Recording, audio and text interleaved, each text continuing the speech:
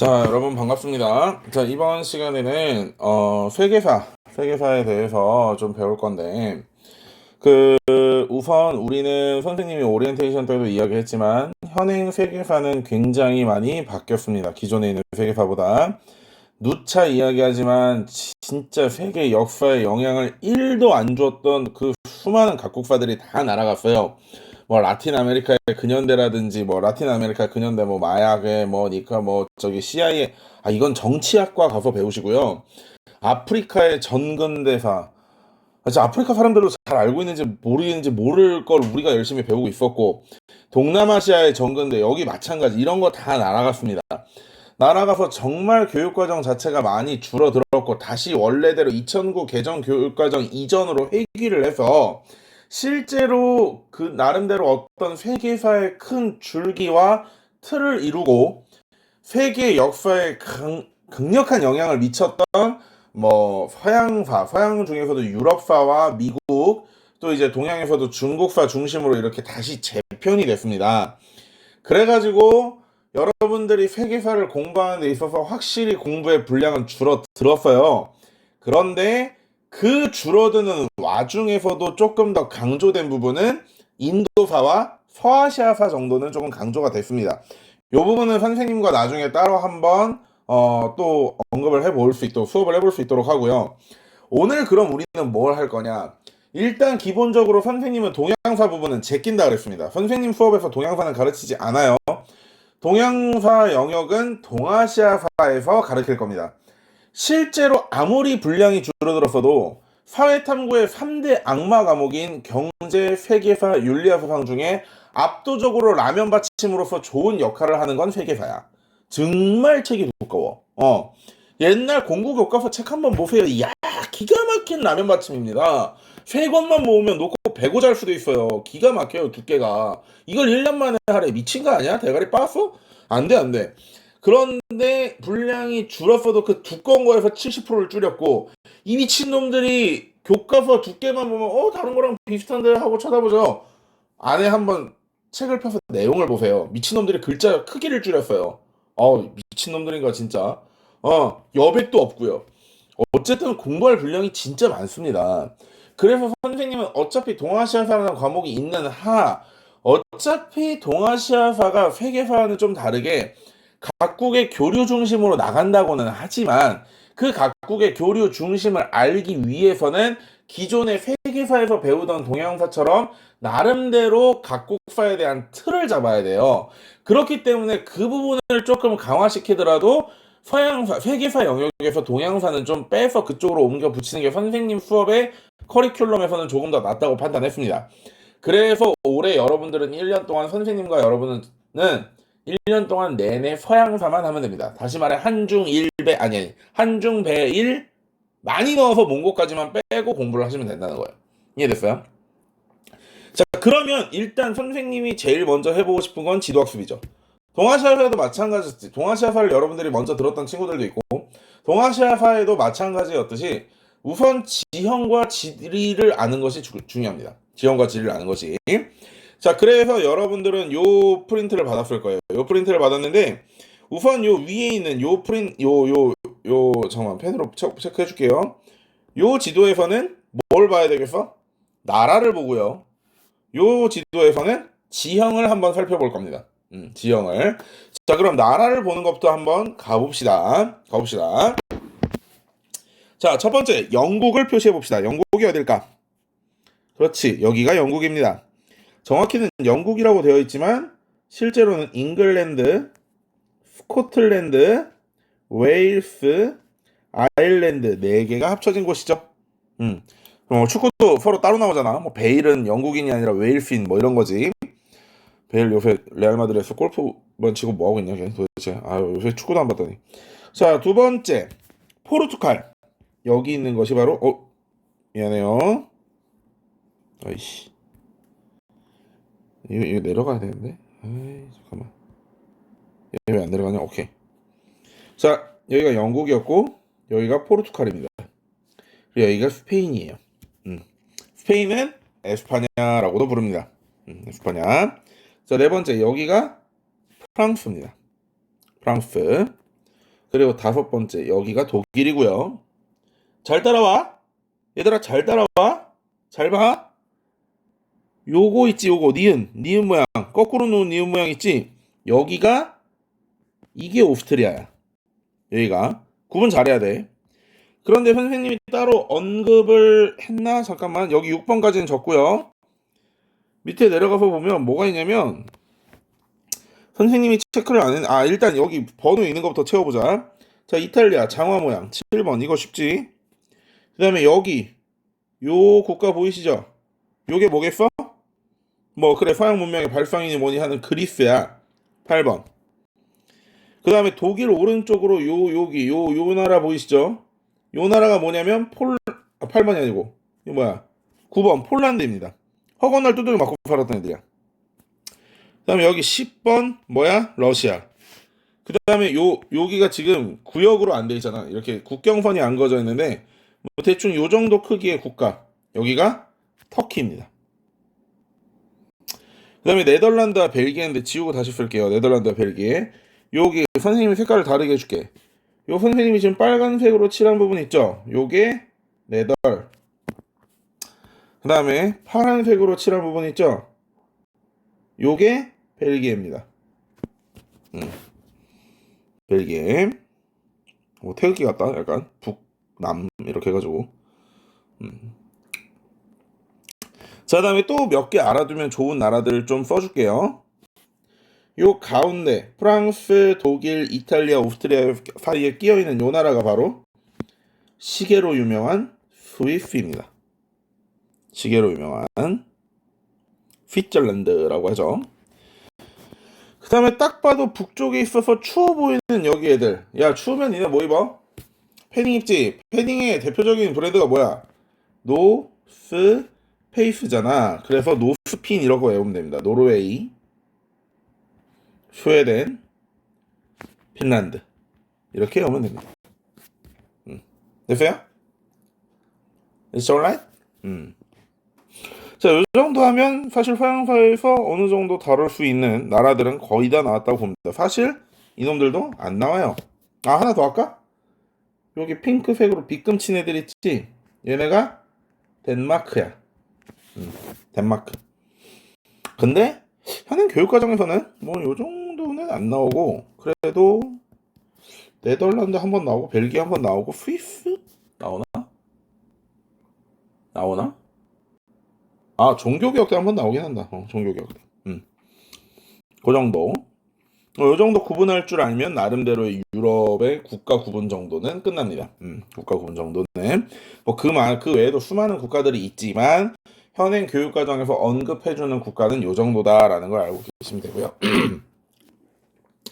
그러면 그 다음에 우리가 봐야 되는 게 뭐냐면 지형입니다. 지형. 자, 지역을 한번 구분해 볼 건데요. 제일 먼저 이 위에 있는 이 위에 있는 여기 보세요. 북유럽, 동유럽, 서유럽을 먼저 구분해 볼게요. 문제는 이 북유럽, 동유럽, 서유럽의 구분은 명확하지 않습니다. 적당히 그냥 보고 북쪽에 있네 북유럽, 서쪽에 있네 서유럽, 동쪽에 있네 동유럽 이렇게 하면 돼요. 일단 간단하게 해보면 일반적으로 북유럽은 대충 요 선 이유를 북유럽이라고 합니다. 그래서 뭐 북유럽 3국 하면 여기 아까 노스 페이스 나오는 거고 뭐 영국도 북유럽으로 늘 때도 있고 서유럽으로 늘 때도 있고 여기 덴마크라든지 여기 발트해에 낀 뭐 베네 뭐 발트해 3국 뭐 리스토니아, 에스토니아 뭐 이런 국가들도 있어요. 뭐 실제 중요한 건 아니고. 자, 그런데 그렇다면 이제 서유럽과 동유럽은 자 일반적으로 독일 여기를 기점으로 해서 독일, 폴란드 여기를 기점으로 해서 여기를 서로 보고 여기를 동으로 보는데 사실 이 독일이라는 나라가 이런 영토를 가진 지가 오래 안 됐어. 그래서 절대왕정 시기의 독일은 약간 동유럽으로 끼어서 보기도 한다. 좀 빨간색으로 잘 보이는 걸로 써보자. 절대왕정 시기에서는 이 독일을 동유럽으로 보기도 한다. 동으로 보기도 한다. 뭐 이 정도. 그다음에 뭐 남유럽 같은 경우도 마찬가지로 뭐 그냥 대충 여기 요 라인 정도 남쪽을 남유럽이라고 합니다. 뭐 발칸반도라든지 이탈리아라든지 이베리아, 포르투갈, 뭐 이베리아 반도라든지 여기 프랑스 남쪽이라든지 이런 정도를 남유럽으로 봅니다. 뭐 남유럽, 북유럽, 동유럽, 서유럽의 구분이 뭐 그렇게 중요하진 않아요. 그런데 이제 중요한 거는 바다 이름은 좀 애워줘야 됩니다. 바다 이름은. 자, 우선 제일 중요한 거 지중해가 있습니다. 지중해라는 말 뜻 자체가 땅 가운데 있는 뜻이라는 거예요. 땅 가운데. 지중해 이런 뜻입니다. 땅 가운데 있다. 그래서 여기 보면 지금 봐봐. 목이 좀 안 좋아. 미안해. 전체적으로 땅이 있잖아. 근데 그 사이에 지금 바다가 있는 거잖아. 그치? 그래서 이거를 지중해라고 얘기를 한단 말이야. 자, 지중해는 정말 꼭 알으셔야 돼요. 자, 대서양. 요 옆쪽으로 나와 있는 요 바다가 대서양입니다. 일로 쭉 가면 뭐가 나와? 아메리카가 나오죠. 다음 북해. 북쪽이 무슨 북쪽이겠어? 그치? 이 북쪽이야. 여기가 북해야. 그런데 잘 봐야 얘들아. 빗금치는 부분. 요 영역. 여기를 따로 묶어서 뭐라고 하냐면 발트해라는 표현을 써. 요 해협에서부터 여기 오른쪽 끝에 여기를 발트해라고 해. 발트해. 색깔 좀 다르게 해서 노란색. 하나 더 있어. 여기 선생님 지금 빗금치는 부분이지 색칠하는 부분. 여기를 뭐라고 할까? 여기를 흑해라고 합니다. 흑해. 유럽에서 알아야 되는 정도는 요게 다야. 발트해와 흑해까지. 발트해와 흑해까지. 자, 그 다음에 반도를 알아볼게요. 반도를 뭐라고 하지? 뭐를 반도라고 하지? 그렇지.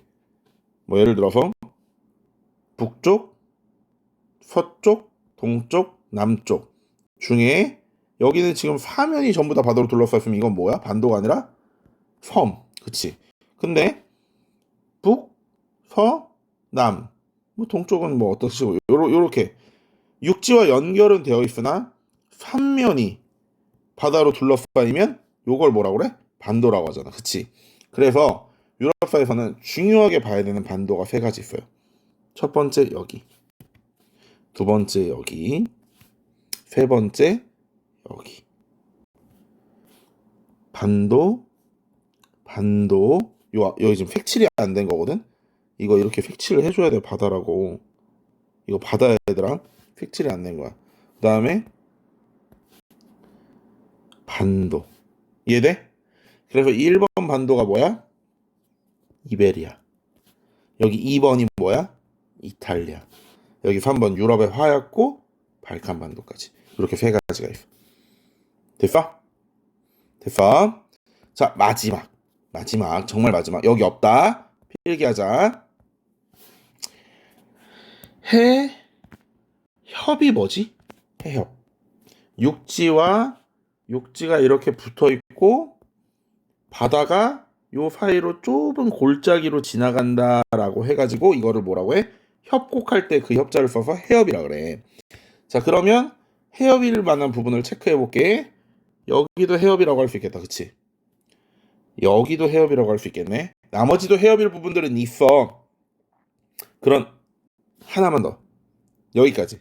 자, 언급해 볼게. 이건 진짜 중요해. 여기 해협은 이걸 뭐라고 하냐면 지브롤터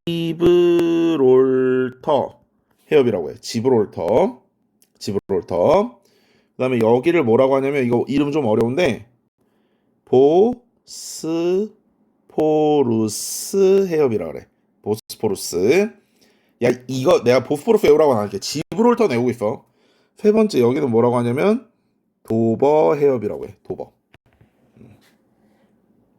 요렇게까지 하면 여러분들 서양사를 유럽사를 배우기 위해서 정말 기본적인 지리와 국가 구분을 끝냈어요. 시험에 나와서 가르친 게 아니고 최소한 유럽사를 배우려면 이건 알고 시작해야 돼서 가르친 거야. 내가 실제로 뭐 여러분들에게 주관식 시험 낼 때 뭐 이렇게 지도 던져주고 나라 이름 쓰세요 이런 존나게 쉬운 문제 안 내거든. 그렇다 하지만 세계사를 배울 때 기본적으로 여러분들이 이 정도는 알고 있어야 나름대로 선생님이 설명을 함에 있어서 막히지 않고 들을 수 있을 정도다라고 생각되는 부분들만 선생님이 일단 가르쳐 봤습니다. 가르쳐 봤어요. 자, 누차 이야기하지만 회계사 어려운 과목입니다. 분량 많아요. 그런데 회계사는 한 번 제대로 궤도에 올라오고 물론 모든 과목이 다 그렇겠지만 한 번 궤도에 제대로 올라가고 한 번 가속도가 붙기 시작하면 굉장히 쉬운 과목이에요. 선생님이 선생님이 뭐 이런 장담은 못하겠다. 선생님 수능 시험을 뭐 다 맞으면 1등급 맞으면 뭐 수능에서 1등급 맞을 수 있다. 수능 1등급은 본인의 노력이 없이는 절대 되지 않습니다. 내가 아무리 잘 가르쳐도 안 되는 게 수능 1등급이야. 수능 1등급은 본인이 해야 돼. 그런데 그렇지 않고 기본적으로 여러분들이 최저를 맞추거나 또는 뭐랄까 일단 손해는 안 보게 해줄게. 내 과목을 선택해서 다른 애들보다 수능을 못 봤다. 다른 과목을 선택한 애들보다 수능을 못 봤다. 이런 소리는 안 듣게 해줄 정도로 최대한 수능의 역할에 맞춰서 가르쳐 줄 테니까 여러분들은 기본적으로 선생님이 만들었던 수업이나 이런 것들을 잘 따라오시고요. 선생님이 이런 영상을 만들면 지금이야 EBS 온라인 클래스로 개설을 하라 그래가지고 이런 걸 만든 거지만 선생님은 원래 이런 거 하기 전에도 영상을 찍어서 올렸잖아. 그 이유는 뭐야? 정말 1%라도 예습을 해오는 친구가 있으면 선생님은 무릎 꿇고 빌 것 같고 고맙다고. 그게 아니면 최소한 시험 기간에라도 계속 돌려서 대가리에 쳐 넣으라는 거예요. 됐어? 이해했어? 그러니까 올 한 해 선생님은 계속해서 영상을 찍어줄 거고 이 온라인 클래스가 끝나건 뭐 1년 내내 원격 교육으로 가던 어쩌건 간에 선생님은 영상을 올려줄 거고 여러분들은 그걸 잘 따라와서 잘 해결해 볼 수 있도록 합시다. 선생님이 근데 미안해. OT 때 하나 빼먹었던 소리가 있어서 하고 갈게요. 여러분 기출문제 함부로 풀지 마십시오. 갑자기 웃기지? 기출문제가 진짜 중요하다라고 이야기하시면서 기출문제 함부로 풀지 말라는 소리 들으니까 되게 웃기지? 얘들아, 기출문제는 중요한 만큼 함부로 풀어서는 되면 안 돼. 무슨 말인지 알아? 기출문제를 푼다는 건 기출문제라는 게 말하면 지금 올해 수능에 뭐 나올까를 어떤 진단해보거나 예상해볼 수 있는 가장 좋은 근거와 어떤 자료들인데 그걸 여러분들이 회계사적 지식이 완벽히 갖춰지지 않은 상태에서 함부로 풀어서 낭비하지 말란 소리예요. 무슨 말인지 이해돼? 그러니까 실제로 EBS에서 수능을 보겠다고 하는 친구들이 EBS 수특이니 수한이니 다른 문제집을 사가지고 몇 번 풀어보는 거는 선생님은 큰 뭐라고 하지 않을게요. 그런데 실제로 평가원이나 교육청에서 냈던 문제들을 풀어보는 것은 조금 지양해주세요. 조금 지양. 정확히는 이 영역을 전체 다 배우고 적어도 최소한 서양 고대사를 끝내고 고대사 문제를 풀고 그래야지 어설프게 그리스만 배워놓은 상태에서 그리스, 헬레니즘, 로마 전체가 들어가서 이거 전체를 다 알아야 풀 수 있는 문제들을 함부로 풀거나 그러지 말란 소리야. 선생님도 옛날에 선생님 강의를 배운 친구들도 느꼈겠지만 선생님은 기본적으로 기출문제를 되게 마지막에 풀어보는 스타일입니다. 되게 마지막에 최소 올해로 얘기하자면 여름방학 이후에 기출문제를 풀으라고 건드리는 스타일이거든요. 일단 1학기 때는 궤도를 잡고 감을 찾고 어떤 여러분들의 공부의 가속도를 최대한 올리는 방향으로 가봅시다. 그게 선생님의 1학기 목표예요. 자, 기출문제 조심해서 풀고 풀더라도 일단 문제집 같은 거에 있는 문제는 좀 풀어봐도 되지만 교육청이나 평가 문제는 최대한 지양하자. 오케이? 자, 여기까지 하고 첫 번째 강의는 끝내겠습니다. 여러분 안녕.